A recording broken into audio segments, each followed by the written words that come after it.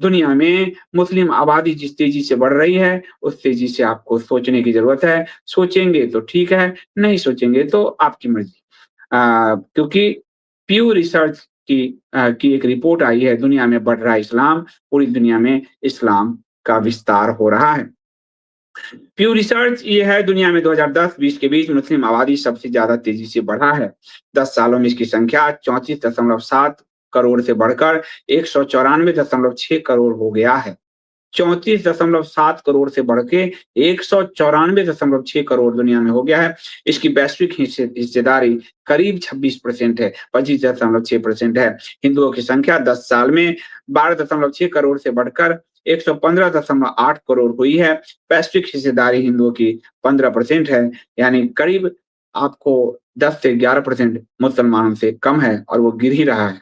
ईसाई अब भी दुनिया का सबसे बड़ा धार्मिक समूह है, जिसकी संख्या 12.2 करोड़ से बढ़कर 229 करोड़ हो गई है। हालाँकि वैश्विक आबादी में हिस्सेदारी 1.8 से घटकर 30% से व हिस्सेदारी 30% से घटकर 28% ही रह गई है ईसाइयों की।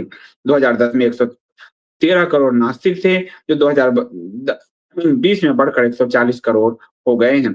ये जो आंकड़े आप देख रहे हैं, ये आंकड़े बहुत कुछ कह रहे हैं और ये आंकड़े कह रहे हैं कि भारत में भी मुस्लिमों की आबादी जो है 0.9% बढ़ी है, लेकिन हिंदुओं की आबादी 1.6% घटी है। यानी हिंदू घट रहा है और मुसलमान बढ़ रहा है। ये कहाँ? भारत में भी। पीयू रिसर्च ये कह रहा है कि वैश्विक रूप से मुस्लिम आबादी में जबरदस्त वृद्धि हुई है। भारत में मुस्लिम आबादी 14.3% से बढ़कर 15.2% हो गई है और हिंदू आबादी 80% से घटकर 79.4% हो गई है। तो ये एक डरावना आंकड़ा है, क्योंकि इस्लाम चाहे आप कितना भी भाईचारा के साथ रहें, इस्लाम आपके जब वो बहुमत में आता है, तो फिर वो आपको सिर्फ़ चारा बनाता है। ये बात दुनिया में देखी जा रही है। तो हिंदुओं के लिए एक चिंता का विषय है और इसमें सबसे बड़ी चिंता का विषय ये है कि मोदी सरकार ने जिस तरह से इस्लामाइज़ेशन को मजबूत किया भारत में, उससे इस जनसंख्या को बढ़ने में और मदद मिलती है। इसको हम एक उदाहरण से समझाते हैं। मुस्लिम विवाह के लिए शगुन योजना, यानी विवाह के लिए भी सरकार पैसा दे रही है। दोनों के विवाह के बाद जब उनके गर्भ में बच्चा आएगा, तो 6,000 मातृत्व योजना उनके गर्भ के बच्चे के लिए भी दे रही है। जब वो जन्म लेगा तो उसके आपको ये देखिए, योगी सरकार का है उत्तर प्रदेश का, अभी यूपीएससी में मुसलमानों को छूट देने के लिए योगी सरकार का नया सर्कुलर जो है इसी महीने का, वो देख लीजिए।